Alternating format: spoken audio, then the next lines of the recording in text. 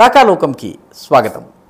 ఈ కంటెంట్ మీకు నచ్చినట్టయితే లైక్ చేయండి, మీ బంధుమిత్రులతో షేర్ చేయండి. ఇప్పటి వరకు మీరు సబ్స్క్రైబ్ చేసుకోకపోతే సబ్స్క్రైబ్ బటన్ని నొక్కడం ద్వారా సబ్స్క్రైబ్ చేసుకోవచ్చు.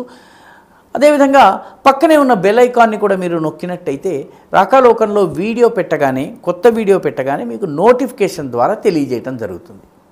మిత్రులారా, కొద్ది రోజుల క్రితం సోషల్ మీడియాలో ఆన్లైన్లో అమిత్ షాదిగా చెప్పబడుతున్నట్టుగా ఒక వీడియో సర్క్యులేట్ కావడం మొదలైంది.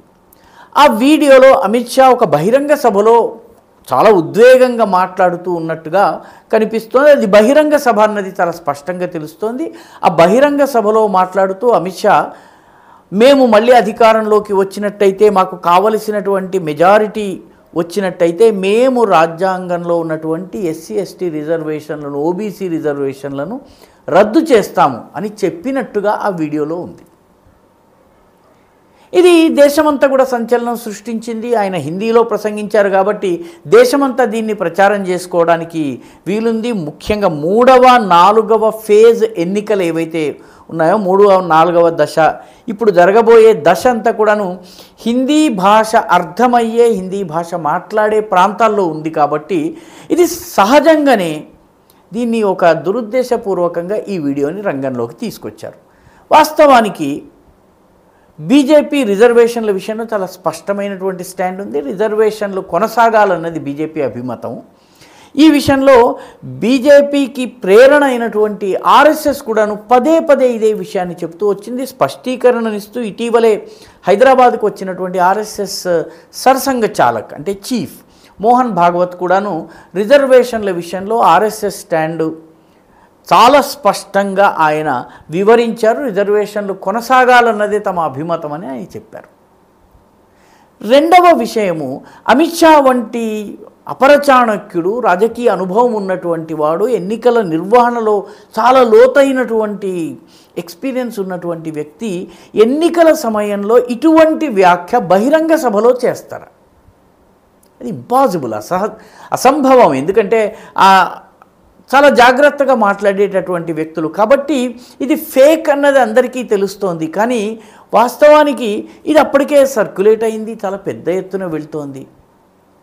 దీనిని బీజేపీ ఐటీ సెల్లో ఉన్నటువంటి నిపుణులు దీన్ని స్టడీ చేసి ఇది ఎక్కడి నుంచి వచ్చింది, ఏమిటి, ఇది ఎలా తయారైంది వీడియో అని చూస్తే ఇది మార్ఫ్డ్ వీడియో అన్నది చాలా స్పష్టంగా అర్థమైంది. ఎందుకంటే అమిత్ షా హైదరాబాద్లోనే ఒక బహిరంగ సభలో మాట్లాడుతూ, తెలంగాణలోనే ఒక బహిరంగ సభలో మాట్లాడుతూ, మేము అధికారంలోకి వచ్చి మాకు సఫిషియెంట్ నెంబర్స్తో అధికారంలోకి వచ్చినట్టయితే ముస్లిం రిజర్వేషన్లను తొలగిస్తాం, ముస్లిం రిజర్వేషన్లను తొలగించి ఆ రిజర్వేషన్లను ఎస్సీ ఎస్టీ ఓబీసీలకు ఇస్తాము అని ఆయన బహిరంగ సభలో మాట్లాడారు. ఆ సభలో ఆయన చేసినటువంటి ప్రసంగం టీవీలో రిలే అయింది, నేను కూడా విన్నాను, చాలామంది కూడా విన్నారు. కానీ దానిని చాలా కేర్ఫుల్గా మార్ఫ్ చేసి ఆర్టిఫిషియల్ ఇంటెలిజెన్స్ని ఉపయోగించుకుని కొంచెం తారుమారు చేసి దానిని సర్క్యులేట్ చేయటం మొదలుపెట్టారు. కాబట్టి అమిత్ షా ఈ మాటలు మాట్లాడారు, బీజేపీ స్టాండ్ ఇది కాదు. అయినప్పటికీ కూడాను ప్రజల్లో ఒక అపనమ్మకం ఎన్నికల సమయంలో సృష్టించే ప్రయత్నం జరిగిందన్నది బీజేపీ గుర్తించింది. బీజేపీ ఐటీ సెల్ గుర్తించి ఢిల్లీ పోలీసుల దగ్గర ఫిర్యాదు చేసింది. ఆ ఫిర్యాదు చేసిన తర్వాత సైబర్ క్రైమ్స్ విభాగం వాళ్ళు దీన్ని అధ్యయనం చేస్తూ వెళితే ఆ వీడియో తయారైంది, ఆ వీడియో అప్లోడ్ అయింది తెలంగాణ నుంచి అని చెప్పి తేల్చారు. తెలంగాణలో కాంగ్రెస్ పార్టీకి చెందినటువంటి ఐటీ సెల్కి చెందినటువంటి వ్యక్తులు దీన్ని అప్లోడ్ చేశారు. ఇక్కడి నుంచి ఇది దేశమంతా వ్యాపించింది అన్నటువంటి విషయం బయటపడింది. అందుకే ఢిల్లీ పోలీసులు రేవంత్ రెడ్డికి మే 1వ తారీఖు లోపల ఢిల్లీకి వచ్చి పోలీసుల ముందు హాజరై వాంగ్మూలం ఇవ్వాలని చెప్పి పిలిచారు.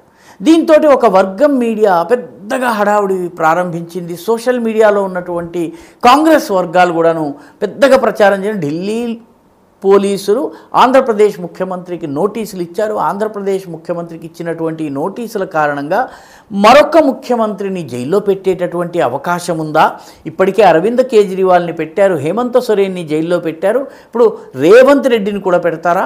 అందులో రేవంత్ రెడ్డి చాలా మామూలైనటువంటి వ్యక్తి కాదు. ఎందుకంటే ఆయన కేరళలో ప్రచారం చేశారు, మిగతా దేశమంతా కూడా ఎన్నికల ప్రచారంలో స్టార్ స్పీకర్గా ఉన్నారు. కాబట్టి రేవంత్ రెడ్డిని అరెస్ట్ చేయడం ద్వారా కాంగ్రెస్ని కట్టడి చేసేటటువంటి ప్రయత్నం బీజేపీ చేస్తోందని ఈ ట్రోల్స్ కానివ్వండి, ఈ కాంగ్రెస్ అనుకూల మీడియా వర్గాలు కానీ కథనం ప్రారంభించినాయి. వాస్తవం ఏంటంటే రేవంత్ రెడ్డికి ఇచ్చినటువంటి నోటీసు ఆయన ప్రదేశ్ కాంగ్రెస్ కమిటీ అధ్యక్షుడు కాబట్టి ఇచ్చారు, ముఖ్యమంత్రిగా ఇవ్వలేదు. ఆయనకి 2 పదవులు ఉన్నాయి, ఒకటి ముఖ్యమంత్రి, రెండవది తెలంగాణ ప్రదేశ్ కాంగ్రెస్ కమిటీ అధ్యక్షులు. ఇప్పటికే ఆయన అదే పదవిలో ఉన్నారు కాబట్టి ఈ పదవిలో ఉన్న కారణంగా ఆయనకు నోటీస్ ఇవ్వడం జరిగింది, ముఖ్యమంత్రిగా నోటీస్ ఇవ్వలేదు.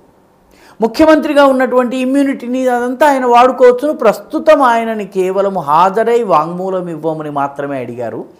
ఇదంతా జరిగి చేసేటప్పటికీ 3, 4వ ఫేజ్ ఎన్నికలు జరిగిపోతాయి. ఆ తర్వాత మిగిలిన 2, 3 ఎన్నికల్లో రేవంత్ రెడ్డి ప్రభావం ఏ మేరకు ఉంటుంది.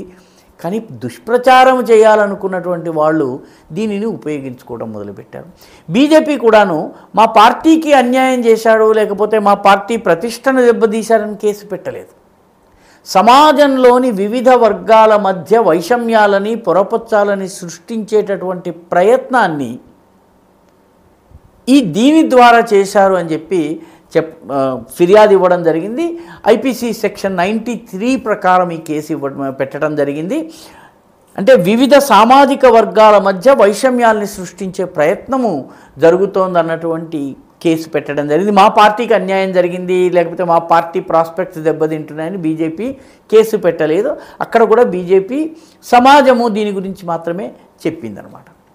అస్సాంలో కూడాను ఈ వీడియోని సర్క్యులేట్ చేసినటువంటి రితమ్ సింగ్ అని కాంగ్రెస్ వార్ రూమ్లో పనిచేసేటటువంటి కార్యకర్త, అతన్ని కూడా అరెస్ట్ చేశారు.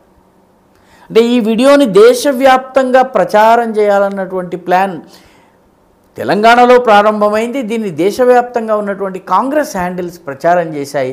ఆ రకంగా చేసిన ప్రచారంలో భాగంగా ఈ రితమ్ సింగ్ని కూడా అరెస్ట్ చేయడం జరిగింది. అస్సాం పోలీసులు అరెస్ట్ చేసి పెట్టారు. అతను మామూలు వ్యక్తి కాదు, అతను వార్ రూమ్కి చెందినటువంటి, కాంగ్రెస్కి సంబంధించిన వార్ రూమ్లో పనిచేసేటటువంటి ఒక కీలకమైన వ్యక్తి. అస్సాంలోని యాంటీ సిఏఏ ప్రొటెస్ట్లు ఏవైతే జరిగినాయో ఈ ప్రొటెస్టులన్నిటికీ, సిఏఏకి వ్యతిరేకంగా జరిగిన ప్రొటెస్టులన్నిటికీ సారథ్యం వహించి తెర వెనుక ఉండి నడిపించినటువంటి వాడు ఈ రితమ్ సింగ్. అతన్ని పోలీసులు అరెస్ట్ చేశారంటే దేశమంతా కూడాను డీప్ ఫేక్ల ద్వారా, ఆర్టిఫిషియల్ ఇంటెలిజెన్స్ను ఉపయోగించడం ద్వారా ఫేక్ అండ్ మార్ఫ్డ్ వీడియోలను తీసుకుని రావడం ద్వారా ప్రచారం చేయడం జరుగుతోంది. ఒక రకమైనటువంటి వైషమ్యాన్ని సృష్టించే ప్రయత్నం జరుగుతోంది. దానికి అమిత్ షా అంతటి వాడు బలయ్యాడు, గురయ్యాడు. మొత్తం మీద ఇప్పుడు ఈ కేసు మొత్తము పటాపంచలైంది. వాస్తవమైనటువంటి వీడియో, అదేవిధంగా ఫేక్ వీడియో రెండింటినీ పక్కపక్కన పెట్టి బీజేపీ కౌంటర్ ఇవ్వడం మొదలుపెట్టింది. కాంగ్రెస్ చేసినటువంటి లేదా కాంగ్రెస్ మద్దతుదారులైనటువంటి కొందరు వ్యక్తులు చేసినటువంటి లేదా ఏదో దురుద్దేశంతో కూడినటువంటి కొందరు వ్యక్తులు కావాలని చేసినటువంటి ఈ ఫేక్ వీడియో మఖలో పుట్టి పుబ్బలో చచ్చిపోయినట్టుగా పటాపంచలైపోయింది, ఎక్స్పోజ్ అయిపోయింది. మొత్తం మీద దీనిని ప్రచారం చేసినట్టుగా భావిస్తున్న వాళ్ళందరూ ఇప్పుడు సైబర్ క్రైమ్ పోలీసుల చుట్టూ తిరిగే పరిస్థితి వచ్చింది. ఎన్నికల్లోని మిగతా ఫేజులు పూర్తయ్యే నాటికి ఇటువంటి అనేక ఫేక్ వీడియోస్, మార్ఫ్డ్ వీడియోస్, తప్పుడు ప్రచారాలు చాలా పెద్ద ఎత్తున రాబోతున్నాయి. తస్మాత్ జాగ్రత్త. ఈ వీడియో మీకు నచ్చినట్టయితే లైక్ చేయండి, షేర్ చేయండి, ఈ ఛానల్కు సబ్స్క్రైబ్ చేయండి. మీ అభిప్రాయాన్ని కమెంట్ల రూపంలో తప్పనిసరిగా పంపించండి.